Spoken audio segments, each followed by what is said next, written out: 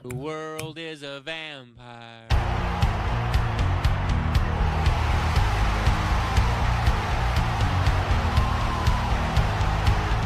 Scoop it up.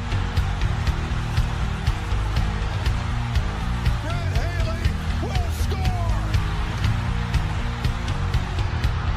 Can you believe what you just saw?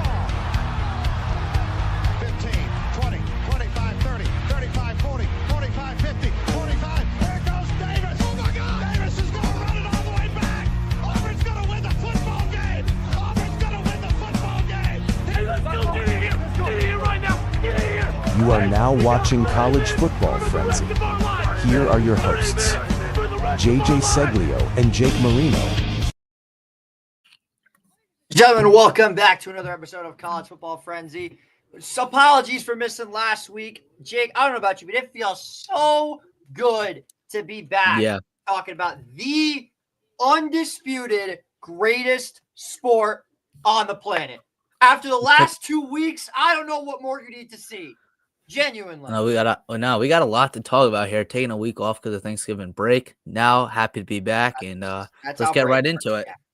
Yeah, let's not waste any time. And I just want to start off by saying a huge shout out to a guy that has been struggling for a very long time. But on Saturday at noon, he finally had his moment. You know how the saying goes. Every dog has its day. Shout out to Ryan Day for finally beating the Michigan Wolverines. He's got the monkey off his back. Literally. And, the only W that Michigan took out of that was guarding the M, the Michigan logo. Yeah. Because that was I will say it would have been so ironic if Ohio State tried to plant the flag after they tried to get it banned in the state of Ohio. Like that would just that'd be kind of insane. Wow. But to really sum it all up, the situation really comes down to whether or not Michigan could run the ball, if they could battle in the trenches. They could for the first quarter, and then just lost it. Completely lost it. But everybody's going to talk about that touchdown by Jeremiah Smith, which a lot of people thought was a touchback, shockingly. Yeah, that sucked the air out of Michigan. I think they put all their all their eggs in one basket early on that first drive, right? They went right they went right through Ohio State, and they're like, holy crap. They got one punch, and Ohio State just kept throwing it back. And it was a 40-yard run on the first play from scrimmage by Jordan Marshall. Yeah. And again, credit to Ohio State. They turned it around after that first drive, only giving up 3, and just ultimately just absolutely destroyed Michigan. And that's the number one team in the nation, of course. It's the way they handle those big games, and they've done it so far. So we'll see what happens against Indiana this week. It's going to be either an absolute showdown or it's going to be an absolute bloodbath. There's really not an in-between. As we move on to the next topic, which is the entire weekly recap. Starting off with a couple of games that happened the other night. I do want to give a big shout out to the UMass Minutemen. Congratulations on going 0-12 this season. Yeah. The only team in all of college football to do so. Also, on Thursday night, the Navy Midshipmen, they knocked off Memphis 28-17. They needed some help. They did not get it. North Texas won big, 52-25. Arizona picked up a big win over Arizona State. Indiana beat the absolute bejesus out of the Purdue Boilermakers. Boise State knocked off Utah State by 1. But then the real dropping of the ball, however, was San Diego State. I mean, bro. You had a golden opportunity to go to the Mountain West Conference Championship, and you shit the bed against New Mexico at home. You might have had too much turkey. Too much turkey. Literally, because that is a brutal way to go out. Then, of course, we had the usual North Texas putting up 40 on another team, blah, blah, blah, blah, blah. Another mess to maker masterpiece right there. He's got to show it this week. 3 touchdowns against the Temple Owls. Then we had Georgia cheating death, basically, against Georgia Tech. That was an ugly football. That was bad. But it was not fun to watch whatsoever. Shout out Brent Key's getting that extension today. Yeah, I think deserved. He got 5 years. Yeah. Yeah, he's an awesome coach. I mean, shout out to him. He deserves all the credit in the world. He has completely turned that Georgia Tech program the complete opposite of what it used to be, which was basically a punching bag for the ACC. Speaking of the ACC, we'll talk about them in a moment. Air Force picked up a dominant win over Colorado State. Utah had a golden opportunity to go to the Big 12 championship, but unfortunately for them, BYU ended up winning. So we will have a BYU Texas Tech rematch. And then, of course, there was the Egg Bowl. Egg Bowl. Yeah. The That amount was, of trauma that went on during this. So, first off, you have to start off before the game actually happens. Before the Lane Kiffin BS. Trinidad Lane Chambliss. Kiffin. We haven't even got. We'll talk about that in a moment. Trinidad Chambliss gets his jersey stolen from him by Mississippi State students. That's unbelievable. I think it was a whole setup. Think it was a setup? I think it was a setup. What do you mean? I think it's more like the Army Navy tradition where they're trying to build that hype of like, oh, they killed. I don't know if you watch Blue Mountain State, but it's when the other team killed. Of course, I have. Yeah, exactly right. It's kind of one of those things like, hey, let's do something like this. But I think they took it to another level where they're going inside their own stadium and stealing his jersey. But I think it's building up the intensity and just the tradition for the Egg Bowl. I mean, no doubt about it. I think somebody had to let them in. I don't think they got in by themselves. If they got in by themselves, kudos to you. But moving on to the next game that happened was also on Friday night, and that's Texas completely shaking up the college football playoff with a big win over Texas A&M. Let me tell you what, as a Notre Dame fan that loves A&M, I was incredibly pissed off by this game. I was fuming. I think it was bound to happen. It was bound to happen. A&M started. I don't want to say they were falling off because they are just a one-loss team. A&M cheated death multiple times. Yeah, you've seen some of the coverages that they were doing, and just they were starting to get a little too complacent. And again, Texas, great coach, and I guess a team that's trying to play spoiler, and they went in and absolutely spoiled. Trying to play spoiler, they have a shot at making the playoffs themselves. Well, they're trying to spoil A&M seed. Yeah, in theory, correct. But yeah. That basically summed it all up. Indiana steamrolled another opponent. Not a big surprise there. This is a crazy stat. They have outscored Purdue, and I could be doing my math wrong, 122-3 in the last 2 games. Holy crap. That's actually insane. Creed, you actually bring up a pretty good point with Vanderbilt. Now, I feel like we have to sit here and talk about that game. Vanderbilt with an absolute beatdown, an embarrassment in Rocky Top for the Volunteers. What a disaster of a season for Tennessee this year. My goodness. No, I thought Joey Aguilar was going to be I thought he was pretty dominant, threw for 299 passing yards, but just nobody around him. The defense was atrocious. Diego Pavia, again, making his Heisman case even stronger, just absolutely dominant fashion down in Tennessee. But, yeah. It's going to be wild to see what happens with Vanderbilt. But we're going to talk about we have a whole segment for Miami. We'll get to them in a moment. Speaking of which, the Hurricanes absolutely beat the piss out of the Pitt Panthers. So, in no one's surprise whatsoever, Pitt decides to pit the bed once again, and they're out. They're out of the AC Championship, but so is Miami, which is crazy to think about. But that's another team, which we'll get to in a moment. Also, no one told me that Penn State and Rutgers was having a shootout. Why was that such a good game? That might have been the catch of the year. Oh, yeah, absolutely. I love good D that could penetrate the line of scrimmage. Oh, Lord have mercy. We had Notre Dame beat the absolute brakes off of another opponent. They were up 35-3 at halftime. But to also sum this up, they ran a fake punt on 4th and 10 on their own 15-yard line, up 14-0. Yeah. At one point, a defensive lineman for the Irish had more passing yards than Stanford's quarterback. Stanford's bad. Stanford is bad. You know who else is bad? Well, shout out, they got a new head coach. Yeah, you know who else is bad? Florida State. Yeah, You want Mike to talk about Norvell. a disaster. And they're keeping him around. Yeah, I think Doing my crazy. baseball teammate's a big Florida State fan. He loves Tommy Castellanos. I think the only thing is saving Florida State is getting rid of Mike Norvell and, They trying won't to win do it. They I know they won't do it, but I think that's one of the bigger problems down in Tallahassee.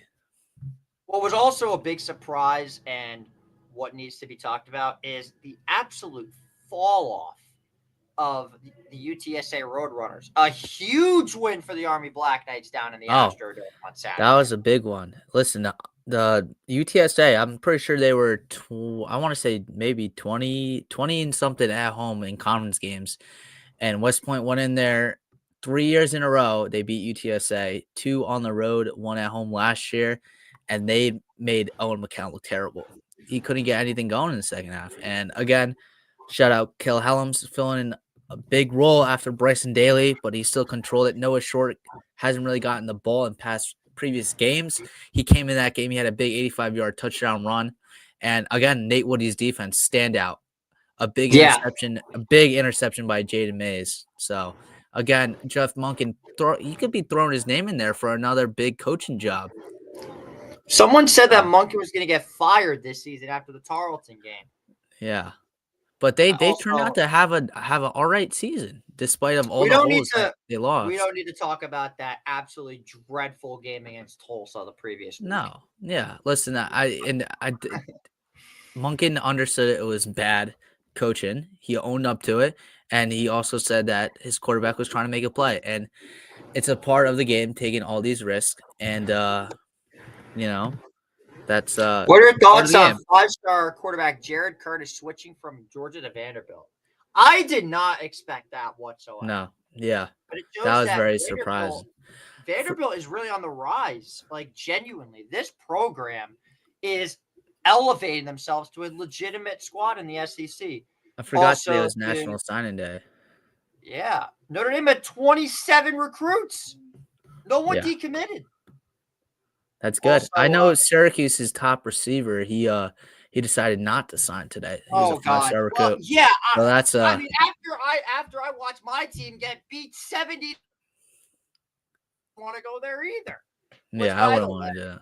Shout out to the Syracuse fans for not having to listen to me rant about how bad that Notre Dame game was. Yeah, Jake, let me just say this one stat. It was 21-0 before Notre Dame's offense even touched the field.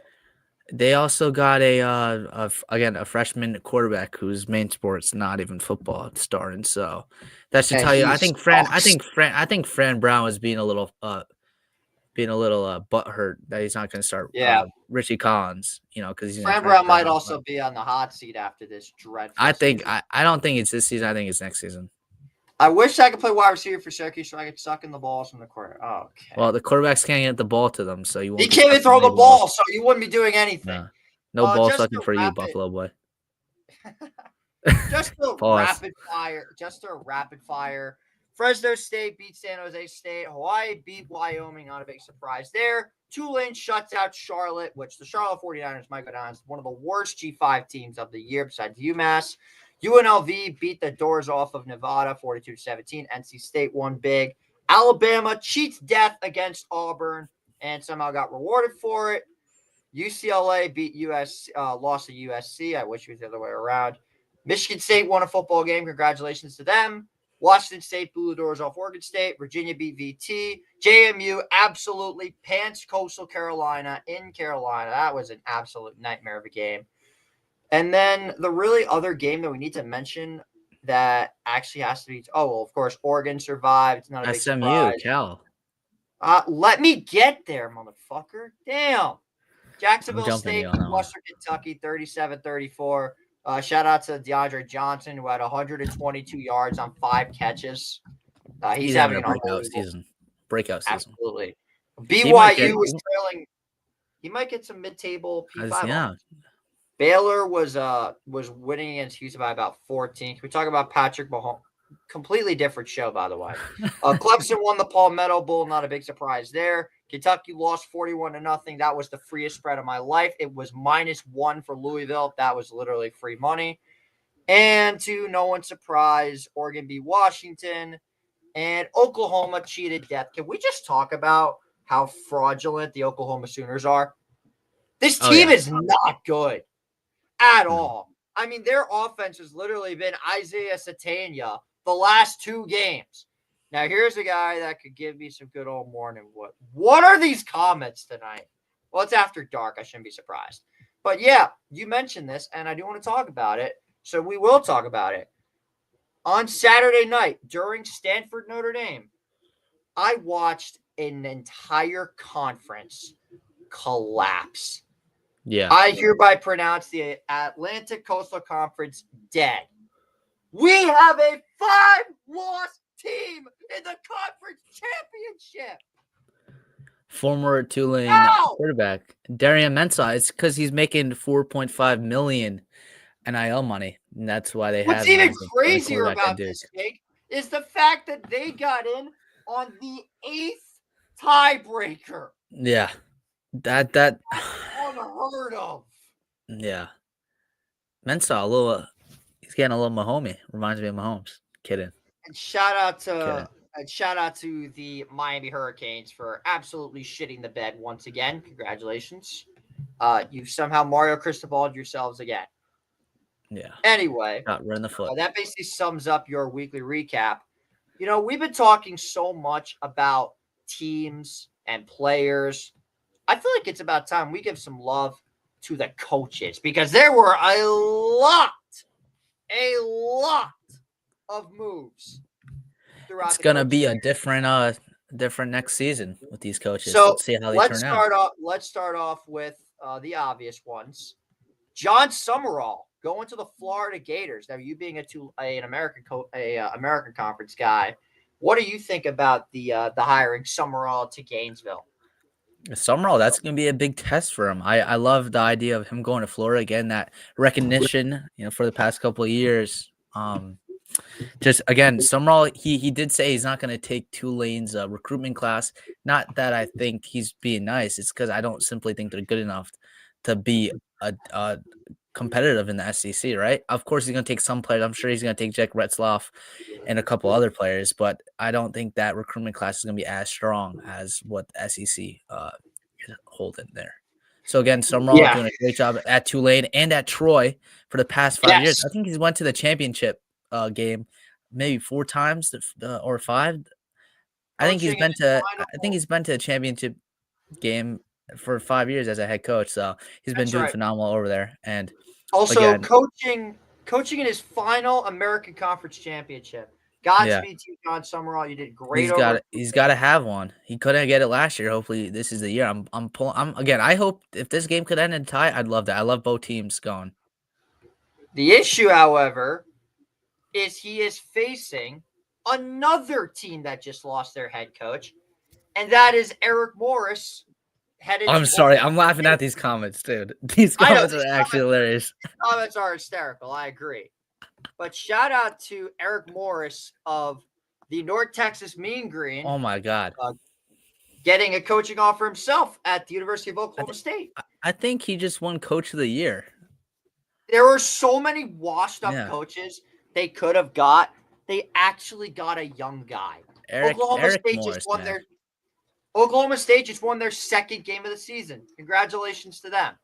There's also a couple of other moves that we do need to talk about, and that is Sataki, who is not going to Penn State, and he is staying in Utah. Yeah, good for Sataki, man. Now, again, that's like the worst scenario for Penn State. They're still on the hunt to looking for a head coach. That Sataki, standing them up. That's eye opening, right? Now, who are they going to go? I'm telling you, bro. Penn State is only helping their locale of the year case because of the fact that they literally cannot hire a freaking coach.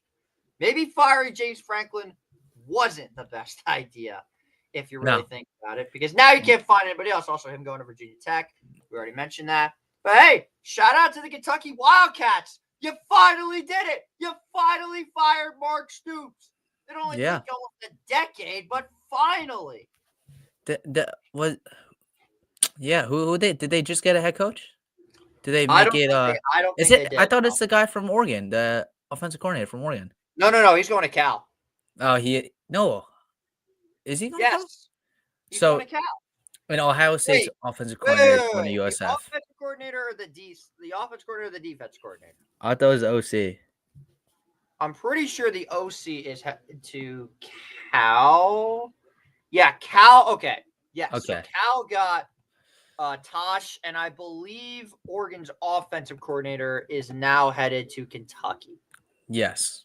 And getting back to Ohio State. Will Stein. That's the name. Yeah, Will Stein. Offensive coordinator of Ohio State is going to USF. So Brian Hartline headed back out to Florida, where he played his career out with the Miami Dolphins.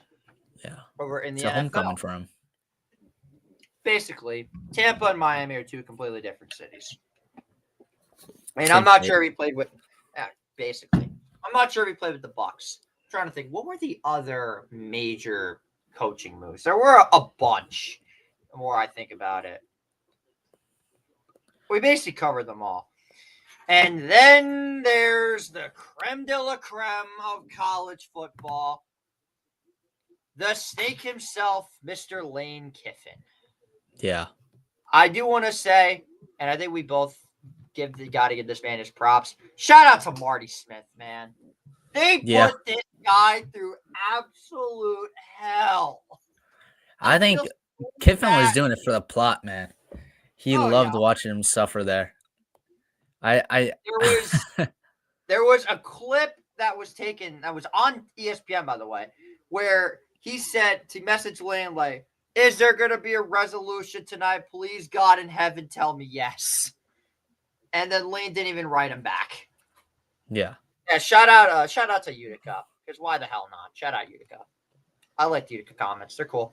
Anyway, but yeah, I guess Tennessee fans tried to warn you. Once a snake, always a snake. And just when I thought, I could not hate Lane Kiffin any more than I already did. Yeah, Lane Kiffin's not helping Case to be a better person. No! And he just got a documentary made after him. Yeah, listen, he's going for the money. Business is business. I just don't think that was the right. I think he could have waited an extra year. I don't think LSU is going to be any better than Ole Miss. You could have just waited till after the. You could have just waited till after the playoffs. Have a handshake deal like Iona had with Pitino. Yeah. Listen, I'm pulling for Ole Miss here. I really hope they stick it to not win. The problem though is if Ole Miss wins playoff games, LSU is going to pay Kiffin per win. Oh yeah. So that's something that is something to keep in mind. But yeah, damn you, Lane Kiffin, you absolute piece of garbage. I wish you the absolute worst at LSU. You thought I was hate watching Brian Kelly? Oh boy, this is going to be even worse. To hell with Lane Kiffin and to hell with the SEC. Lane Kiffin. Yeah. You want to know something else that can go to hell? What? The internet college football fan base. They can all go to hell. Because we've been sitting here deciding, and I just have one question for you. As for the college football playoff, the final spot. Who the fuck is getting in? Seriously, who? We won't find out until next week. I know. And the big one of them all, everybody's been hearing about it. Well, it's time to finally talk about it. The big debate that everyone's been bringing up. Is it Notre Dame? Is it Miami? Who's taking that final spot? Because Alabama moved up after losing. State your case, man. This is going to be a rough segment. Well, I think it's Notre Dame. Again, despite the two early losses they've had, those were competitive games. And watching Miami play, their strength of their schedule hasn't been that solid. Again, you're losing to Louisville, right? They really fell off in the second half of the season, and it proves to my point the way Marcus Freeman handles that team. They could easily collapse after going. Didn't they start the season 0-2? 0-2? Yeah, I thought they were exactly. Dead. And you got the top 5 teams in the country going for the first 2 weeks, and the way he rallied his troops and pulled out an undefeated season rest of the way, I give him the spot in here. I like it. So I have a graphic pulled up. I know, rare that we have graphics on this show, but I do have one. And it's basically going to tell you everything you need to know about this monstrosity of a debate between Notre Dame and Miami. So as you see right here, this is the head-to-head that nobody wanted. As you can see right here, Notre Dame is 10-2, Miami is 10-2, but that is obviously that's the big discrepancy is the fact that they are the same record. But as you can look at this graphic, Notre Dame has a higher points per game, a higher points allowed by 1 point, a way higher point differential, and no unranked conference losses. I know. You heard that you right. were gonna get No unranked losses. But here's the issue with that. Because now that just makes the Miami loss even worse. Yeah. Yeah, that's my biggest issue. And the worst part about this is Notre Dame and Miami, their strength of schedule are almost the exact same.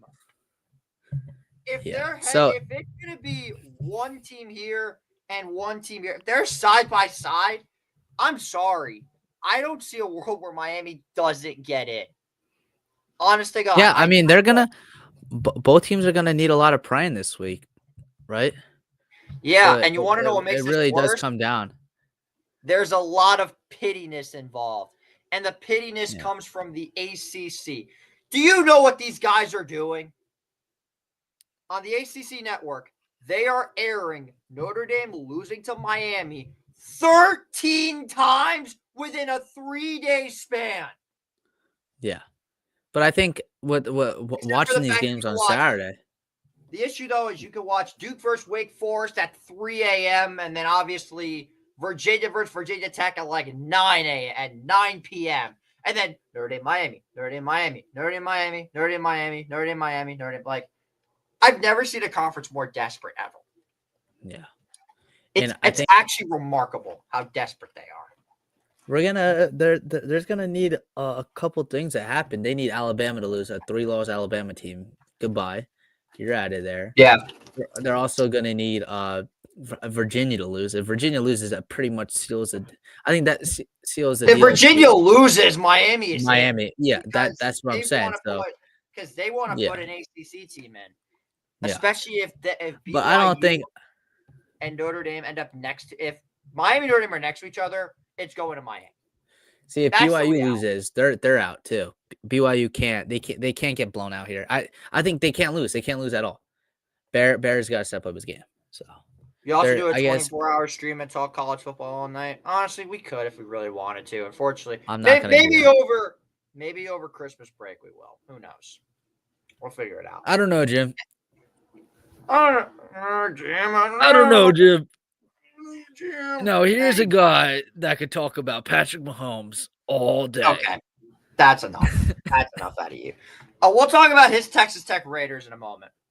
But the biggest issue that people, and this is driving me insane, is the fact that people are saying, well, if you don't put Miami in, what's the point of playing the games? What if Notre Dame lost to them head-to-head? We know, but they lost to 2 unranked opponents. Seriously, what is it going to take? Notre Dame's won 10 in a row since the 2 losses. I understand that it's all head-to-head, and that is the main factor, but it shouldn't be the only factor. Now, in no way, shape, or form do I want to reward losses. I don't. Look at Notre Dame's point differential. Look at it. No, I think what stands out to me is that the fact Notre Dame went 0-2, like I said, and they still rolled out 10 wins by these scores that were not even close. Like defense. Every win was by double digits. Yeah. Every single one. And I feel like Notre Dame could have put 140 on Syracuse. Oh yeah, absolutely. I think they could have put on the Stars and they would have put up 100. They were still scoring with the backups in. You know how insane that is? Score with the backups. But the issue that I feel like a lot of people aren't really talking about when it comes to Notre Dame Miami is They played week 1. This was CJ Carr's first ever game as a starting quarterback. Facing off against Carson Beck. This is in Miami. This is my 2 cents on it. If you're going to put Miami in, you have to put them against Notre Dame. You have to. Yeah. If Alabama loses, honest to God, if Alabama loses, and it's by a bad enough score, kick them out. If they get blown up by Georgia, kick them out. And you know what that would set up? You know what that sets up? A Notre Dame versus Miami as the 8 versus the 9. I think that's best scenario for both teams. I think they're both of these teams think that they have a shot against each other. And again, Carson Beck, he has experience of playing these big games. He's gonna go into that with confidence. Carr is gonna take what he learned after week 1 and going on a 10-0 run, and it's gonna be again a head-to-head matchup. This would feed generations if this happened. Oh my God, the ratings would be through the roof. Oh my, yeah. And imagine if it's in South Bend. If there's one thing the Hurricanes do not do well at, they have not won in South Bend since 1984. Well, they got their shot down in Miami, so now see if they could win it down in up in South Bend. I swear to God, if they run, it's gonna be cold too. If they run from us, I tell you right now, if they run from us next year, I'm going to be so mad. Yeah. But to really sum it all up with this whole thing, like it's going to be a fiasco. And I've never heard so many grown-ass men just whining and bitching about something the way that they've been crying about Miami. Honestly. You know who's got a way better case than them? BYU. And no one is talking about them. They should be in, not Miami. Yeah. Done and done. That sums up the debate between Notre Dame and Miami. That was a good debate there. It's time we get into our next topic, and that is who in God's name is making the fucking playoffs. Now, I do have myself a bracket pulled up off the top of my head. I'm pretty sure I could show you what the bracket was because by the way, I kid you not, I spent almost 3 hours today on this website just drawing up scenarios. When I tell you that college football has sucked the life out of me, I mean it. I'm serious. Okay, I'm serious. It drove me up a wall. Like it's unbelievable what this sport has done to me. Is there any way we could get a Virginia in the top 12 making the playoffs? Yes, we can. Because I'm actually going to go through. Well, I'm actually going to put up the current top 12 as of right now. Because right now we have Ohio State. And give me a minute. This might take me about 30 seconds to do. Just to get all the accurate rankings up and whatnot. And then we're just gonna have fun with this, and we're gonna just play through a couple scenarios because the name of this segment is literally "Who the gets in?" because it is this chaotic and nobody knows anything. Like Jake, this is why this show was created because college football is the greatest sport on the fucking planet. I do stand by that. I mean, what more do you need to see? Genuinely. So we had a crazy year this year. God, and I thought last year was crazy. Oh my goodness. So this is the current bracket as of right now. This is my college football bracket. As you can see, not many crazy changes here. We've got Ohio State, Indiana, Georgia, Texas Tech, Oregon, Ole Miss, A&M. That all stays the same. Oklahoma, Alabama, Notre Dame, Virginia, and of course, the North Texas Mean Green as the G5 team. Now, there are a lot of different scenarios that can play out with this. Who should we start with? I'm just looking at the comment right now, but back to what you're saying. I don't know who do you want to go over with here? You got Oklahoma in there? Oklahoma Alabama rematch. I think. And I'm not talking about the match itself. I'm talking about who's getting in. Like, you know what? Let's start off with one that's been talked about a lot. and that is First one if out? Alabama beats Georgia. So Alabama beating Georgia. Yeah, it's going to Continue. be Yeah. the way I see it as I'm just currently putting this bracket together. Give me a moment. The way that I see it with this, it's going to come down to whether or not, by the way, there is no shot in hell, no chance in hell that Alabama is getting a 2 seed as a 2-loss team. I think all of us here can agree. You and I can both agree on that. And I hope the fine folks that are watching this in the comments can agree with that as well. But are these comments this funny? Jesus Christ. Dude, I'm not looking right now, so you gotta pretty hilarious. All right. I bet Pretty funny. Got me cracking up here right now.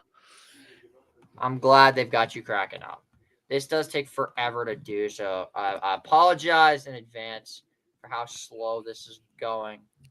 So the top 4 would stay the same. Well, actually, the top 4 would be incredibly different. I wish I had these prepared. That's on me. I should have imported all my scenarios. You're good. Don't worry about it. Can I just read off one of the comments here? We got Buffalo Boy saying, Alabama will win because that's where my brother-in-law wife is from, and I have a huge crush on her. That kind of reminds me of a guy played at Texas Tech. Do you know who it is? Patrick Mahomes. Patrick Mahomes. Should have known. I should have known. I walked right into that one. You did walk right into that one. I agree. Yeah, that's a miss. That is an error. In my opinion. I was trying to take a full court shot right there with my eyes closed. Yeah, you missed badly. I missed badly. It was not pleasant. Kind of like the college football playoff committee. Oh yeah, they've been friggin' all over the place. So in this scenario, is it just Alabama? You know what? Let's do a scenario where Alabama wins. Let's say Virginia wins in this one. Virginia wins and BYU loses. They're out. Put Virginia at the 11. Now, who wins between North Texas and Tulane is the question in this scenario. I think that's a toss-up, dude. Both teams just are great. Pick one. I can't pick one. I'm gonna go with the Tulane Green Wave here, just because they beat both teams beat Army. Oh frick! I kind of by default. I'm gonna go with Tulane. Anyway, dude. I'm gonna go with Tulane. Here is your scenario. If Alabama wins, it's gonna be Ohio State, Texas Tech, Indiana, Alabama, Oregon, Georgia, Ole Miss, A&M, OU, Notre Dame, Virginia, UNT. Not crazy chaotic. No. But do you want to go off the rails? There is a scenario where both Alabama and BYU are both win. in. Yeah. They're both going to win. That's not that could happen. We've seen crazy things happen this year, so I wouldn't put it past them. All right. Oh, it very well. Yeah. What are these comments, dude? I'm assuming these are all your people, is my guess. I don't know who Utica Analyst is or Buffalo Boy. They're from the north. They're from very up north. I'm assuming. Don't you have a lot of connections to Utica? I just went to school there. I didn't really have friends, dude. I got no friends. My ass. You definitely know who they are. Anyway, let me just make sure I got all these right. Because this scenario, by the way, is absolutely off the rails. Yeah. Wait, but who wins between UVA and Duke in this one? Are we saying Duke adds even more chaos to this? I think Duke is gonna make it crazy this week. I think they're gonna take over former North Texas quarterback Chandler Morris. Yeah, he's a beast. Oh, Buffalo Boy, I'd love to be your friend. In the event, and this is where things just get psychotic. Yeah. If Alabama and BYU both win, like we're going off the rails here. To put it that way, this is absolutely unreal. The fact that we actually have a legitimate shot of this happening. So we have Ohio. So let me make sure I've got everybody right. Yeah, that's 7, 8, 9 is them. 10 is them. Wait, no. Jeez, I am selling this so bad. I'm trying my best here. This is taking a while, unfortunately. 1, 2, 3, 4, 5, 6, 7, 8, 9, 10. Oh my God. This one is ridiculous. You genuinely have no idea what is about to happen. This scenario would drive both Notre Dame and Miami fans off a cliff. Here it is. Look at this. I don't see that If happening. BYU, Alabama, and Duke all win. Say goodbye to Miami. Say goodbye to Notre Dame. I don't. This is ridiculous. This is the most chaotic scenario by far. This is absurd. Not as absurd as his comment by Utica analyst, but this is crazy. This is insane. This legitimately would turn college football upside down. Like, I genuinely would not know what to say. If this is the top 12, man, this is just insane. I showed you my prediction, but the other one that a lot of people talked about is if a BYU ends up losing and Texas Tech and Bama ends up winning. So Bama would jump to the 3, and then Notre Dame would go. There's a lot of scenarios where Notre Dame gets in. But if Miami would want to get in that scenario, then they would need BYU to lose. Yeah. Miami is, if BYU wins, Miami's out. Done and done. Why is Army so terrible? That's a good question. Anyway, to move on to the next topic of our show, which we somehow have not talked about this yet whatsoever. And that is the Heisman finalists. This race is wild. So my top 5 is Fernando Mendoza, Julian Sayin, Jeremiah Love, Jacob Rodriguez, Dante Moore. That's my top 5. I love how they're giving Jacob Rodriguez that love down in Dude, he deserves it. Lubbock, like, no Texas. joke, he But deserves it. He does. But I think there's a couple guys playing much better that are really playing over the top. And again, it's Mendoza in Indiana. And like you mentioned, I think it's Mendoza here. He's been having a fantastic season. And I don't think they're besides Julian Sayin, I think it's Mendoza. And if he beats Sayin this week, it's going to be Mendoza all the way. Do they incorporate the conference championships into this? I think they do. It's just another big game, and you got to go out there every single week and dominate. And I think whoever ultimately, if somebody plays much better than the other person, I think that's where they get the Heisman, right? Everybody is saying, no pun intended, of course.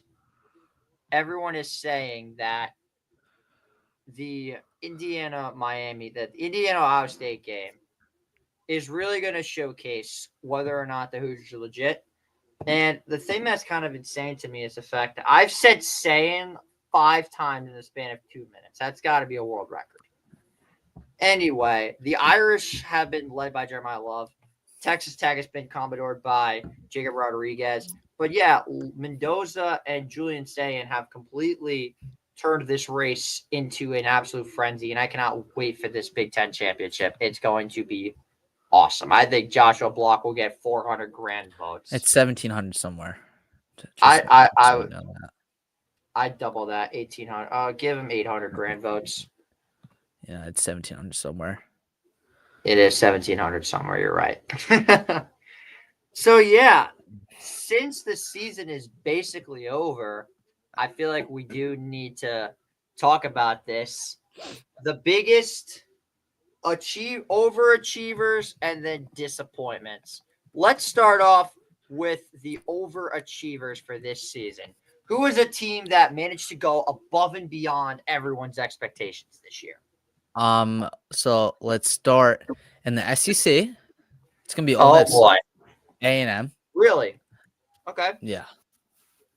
I think they really went out there. And the disappointment again is Florida. Are you just going by one conference? Yeah, I'm gonna go by one conference. American. Well, let's do this for every conference. We'll do this for every conference. American, of course. It's Tulane in North Texas and also East Carolina. Right. All right. So, are we going one at a time for each conference? We could do that if you want to. I don't care. I was just telling you the teams You're that I thought were very. All right. So for me, the overachievers in the SEC have got to be Texas A&M and honestly Vanderbilt. Vanderbilt, I did not see. Yeah, Vanderbilt as well. Missouri too. Yeah, they played really well this year. The disappointments: LSU going 7-5, Florida going 4-8. South Carolina going 4-8. They were supposed to be a playoff team this year. Why is that one kid in the dark? Hand says, it's my girlfriend. Yeah, it's my girlfriend. She's messing with me. Nice. Yeah. I feel like that sums up the SEC. But to jump over to the American, obviously North Texas is the biggest overachiever. The biggest underachiever and disappointment, honestly, this is tough, but give me Memphis. 8-4 on the season. A lot of people had them winning the conference. Yeah. Didn't have it this year. Yeah, and disappointed. I'm going to have to say it's my own team, Army, the undefeated in American Conference, and then just having I think they were 5-4 maybe in the conference this year. Something like that. They're not going to cut it after. Again, despite, yes, they lost a bunch of their guys. They lost their captain, Bryson Daly. I just think they could have been better in those close games. Again, like Tulane, I think they could have won Tulsa. They should have won Tarleton State. So they could have easily been an 8-1 team. That shit makes me laugh every time. The reigning American Conference champions lost the first game of the season to Tarleton State. I had to give Army the fucking lolcow. Do you know how difficult that was to do? But don't throw too much shade on Tarleton State. They're like ranked number 4 in the FCS. So shout out to them. Fucking FCS school. Come on. I had higher expectations. As you should. Anyway, moving on to the ACC. This one's going to spark some controversy. Overachievers, Virginia. 10-2. Did not see this coming whatsoever. Disappointments, Clemson, Florida State, Virginia Tech. Yeah. Syracuse. FSU.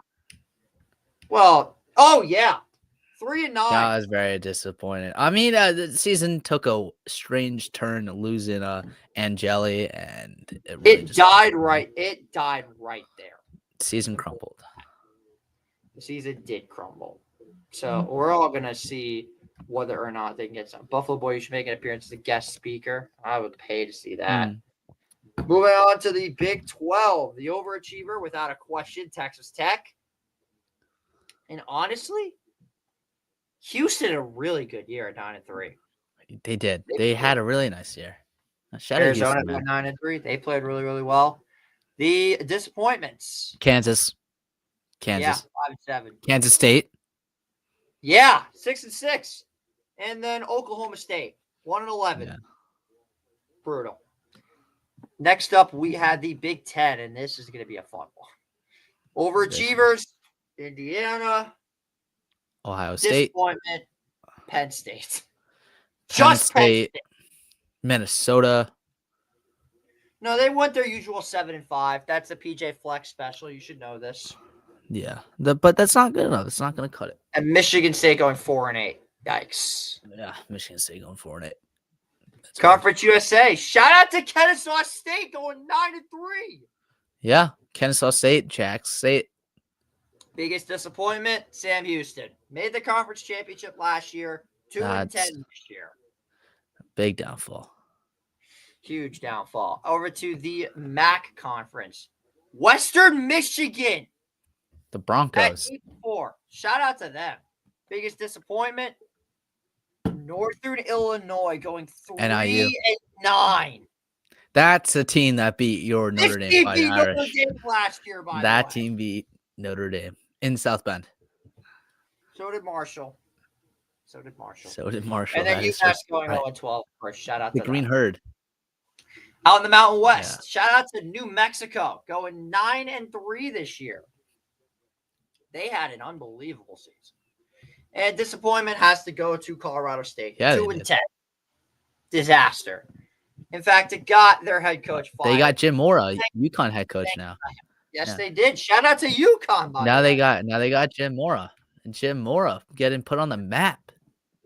9-3. Thank you, Hannah, for the subscribe. I appreciate that a lot. Just want to let you guys know, if you help us get to 700 subs by New Year's Day, I will give away a custom jersey of anyone's choice to whoever wins. Gonna enter a big ass giveaway. If we hit 700 by January 1st, one of you will be getting a jersey of your choice. Moving on to the next conference, which is Can it be Hannah Kavanaugh 9375?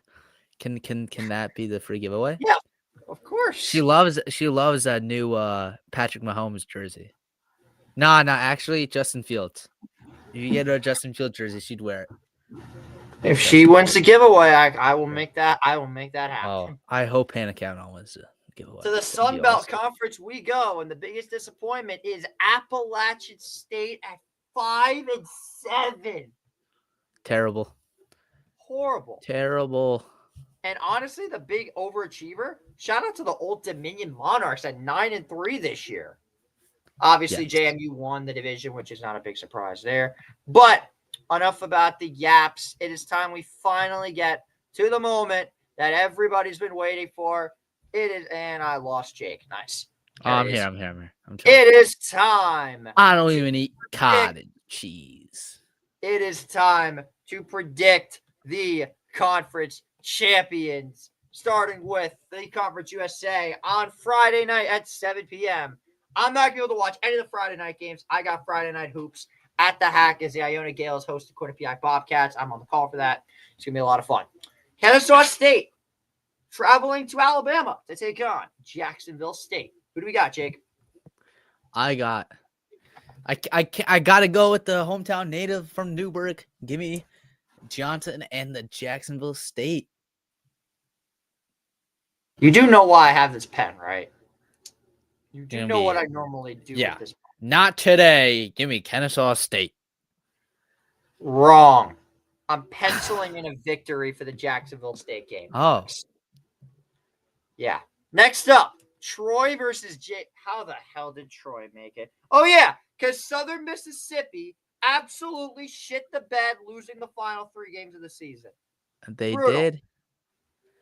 Troy having a nice quiet JMU season. Minus 3,200. What's the spread on this game? It doesn't matter. JMU is going to wipe them anyways. But that feels like a trap, though. The other scenario is what happens if JMU loses? It's got to be the Mountain West Conference champion, then, you would think. Yeah. I'm rolling with the Dukes on this one. Dukes up. Give me JMU. Next up, North Texas traveling to Louisiana to take on the Tulane Green Wave, who are somehow ranked higher than North Texas, which I have a problem with. Oh, God. This is with John Summerall and Darian give me Tulane. Give me the Green Wave.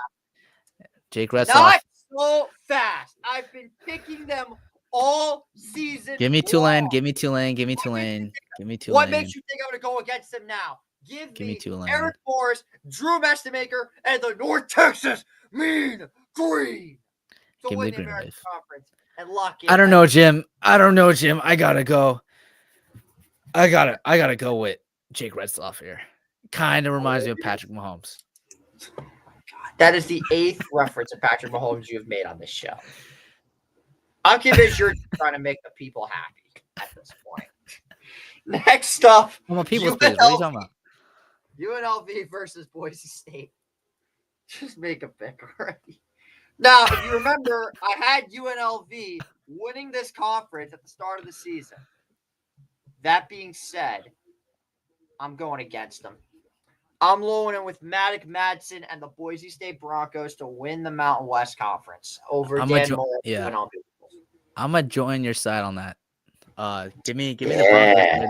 They've had a nice little season after leaving Ashton Genty with the Raiders. Yep. Shout out Next Broncos. up, Saturday at 12 p.m. is the long-anticipated rematch between Bear Bachmeier, Sataki, and the Brigham Young Cougars, taking on none other than Baron Morton, Joey McGuire, and the Texas Tech Red Raiders, the former home of Patrick Mahomes. Now here's a guy that loves watching Patrick Mahomes. Anyway, but that's not gonna stop me from picking Patrick Mahomes. Give me BYU just because I love watching the Secret Lives of Mormon Lives with my girlfriend. Give me BYU Cougars here. That's a real show. Bro, I love that show. Oh my god, I love it. The gossip is real, man. That was a real. I did not know. No, it is. No, it's a great show. Oh my god! All right, I may have to watch it. You gotta watch it. I don't know, but if there's one thing I do know, I never liked those goddamn Mormons from BYU anyway. And if you know me, you know that I've been picking this team every single week this year. What makes you think I'm going to stop now? Give me Jacob Patrick Mahomes, David Bailey, Reggie Virgil, Corey Williams, Baron Morton, Patrick Mahomes, and the Texas Tech Red Raiders. Next up, we've got Miami, Ohio versus Western Michigan. The hype just fell. This is the hype. Is there a skip button? Western We're Michigan. skipping this game. Yeah, we're skipping this game. Western Michigan. Actually, wait, no, I picked Miami, Ohio at the start of the season. Miami, Ohio. Okay, all right. Well, Western Michigan. The hype picks up as for God knows whatever year in a row. Hitler versus Stalin is back. Georgia versus Alabama in Atlanta. We will be streaming this game as well as the Big Ten Championship game at 7 p.m. on Saturday. Jake, what do we got? All right. I got you're going to think I'm crazy. Alabama is not going to have 3 losses. They're going to win against Kirby Smart. Give me Ty Simpson in the Crimson Tide and Kalen DeBoer in that black hoodie. They're going to be victorious today. Not today, on Saturday at about approximately 7:30. Give me Alabama Crimson Tide going to make the playoffs. So, I respect the pick. And that is definitely because of the fact that this team has been Georgia's kryptonite for the longest time. Shout out, Billy. But there's no doubt in my mind that I'm so worried about how Alabama has played over the last 5 weeks. Ty Simpson turning into a turnover machine. You know who hasn't been a turnover machine? Gunnar Stockton. Gunnar motherfucking Stockton. It's finally time. Like I said, every dog has its day. And the dogs are barking in Mercedes-Benz Stadium. Give me Georgia. All right. And next up, we'll come back to that one. What is going to be absolute chaos? The Duke Blue Devils taking on the Virginia Cavaliers. Blue Devils, plain spoiler, they got put into this championship game for one reason, and that's to win. Give me Darion Mensah on his $4.5 million money deal over Chandler Morris. Give me Duke University. Shout out Cedric Heisman. Cedric Heisman. Dude, the amount of TikTok references we have done in this episode alone is ridiculous. And I love it. But if you know me, you know that I've been one of the biggest supporters of Chandler Morris this season. You look at UVA's resume this year. The only loss they had that was besides the early dreadful showing against NC State in the season was against Wake. You know what happened in that game? Chandler Morris got injured. He did get injured. He did get very injured. Give me I don't know, Jim. Give me the team of the year, the team that absolutely nobody saw this year. Give me the motherfucking Virginia Cavaliers to win the goddamn Hell no. and make Hell the no. football playoff. Hell And of no. course, we've got ourselves the final one. 2 versus 1, but somehow not good enough for college game day, apparently. It's Fernando Mendoza and the Indiana Hoosiers facing Julian Sayin and the best team in the world, the Ohio State Buckeyes. What do we got? Who do Send you us got? the fuck home, Jake. Nah, you go first. Well, I'm going to go with the Heisman quarterback. He's going to get Heisman, Fernando Mendoza. Psych. Give me Julian Sayin and the Buckeyes here. I just think they're a better team. That's why they're number 1. They're going to stay at number 1. Give me the Buckeyes here. The Ohio State Buckeyes all season long Cauliflower. have not been battle tested whatsoever. No. The Hoosiers went into Autzen Stadium and beat Oregon, scored 30 on them. They were in Happy Valley in front of a raucous crowd at Beaver Stadium. And Fernando Mendoza channeled his inner Tom Brady on a game-winning drive to Omar Cooper Jr. I mean, one of the best catches I've ever seen. They then went on the road against Iowa in a daunting stadium that is Kinnick Stadium. Elijah Surratt won him that game. Fernando Mendoza has been unreal this year. Kurt Cignetti has been unreal. Indiana's got a top 5 defense in the country this year. So why should I pick against them now? Because they're facing the number 1 team in the fucking country for a goddamn reason. Give me the Buckeyes by 1 million. The Perfectly said. Ohio said. State wins the Big Ten. That, ladies and gentlemen, will wrap it up for what could we have only 2 more episodes left of College Football Frenzy. We've got ourselves Bowl Bonanza coming out next week, and then the week after that is the College Football Playoff Roundtable. We're coming back for another year. 2 more episodes of CFB Frenzy to go. We would just like to say thank you to everybody that has tuned in for the first 14 episodes. We've been so consistent with this show. Honest to God, we have been. Obviously, if you don't know what Bowl Bonanza is when we predict every single bowl game. And even more Chris Collinsworth and Jim Nantz quotes coming your way. Absolutely. And I do get to ask Jake, are the Army Black Knights bowl eligible? Yes, they are. They're gonna. I think. Where are we? I think I got a couple. I've been looking at these articles that I got them for the Fenway Bowl, the Military Bowl, even, or the one that I want them in is the Armed Forces Bowl. That'd be pretty cool down in Dallas, Fort Worth. I thought you want to go to the Myrtle Beach Bowl in South Carolina. Well, I don't think that's gonna happen. I know, but you got robbed of that last year. They did. They did get robbed. We got shipped to Shreveport, Louisiana. Good food down there, but not a nice stadium. So that is Bowl Bonanza for you. And then, of course, College Football Playoff Roundtable, where we bring in fans of every single college football playoff team for what will surely be an incredibly civil debate. Just kidding. It's never civil. No. Thank you all for watching another episode of College Football Frenzy. A very late episode. But that's how Thanksgiving break works. For Jake Marino, I'm JJ Seglia. And we'll Thank you all. Thank you all. Have a good night, everybody. And shout out Patrick Mahomes. We're parked out by the tracks. We're sitting in the back and we just started getting busy when she whispered, what was that? The wind. I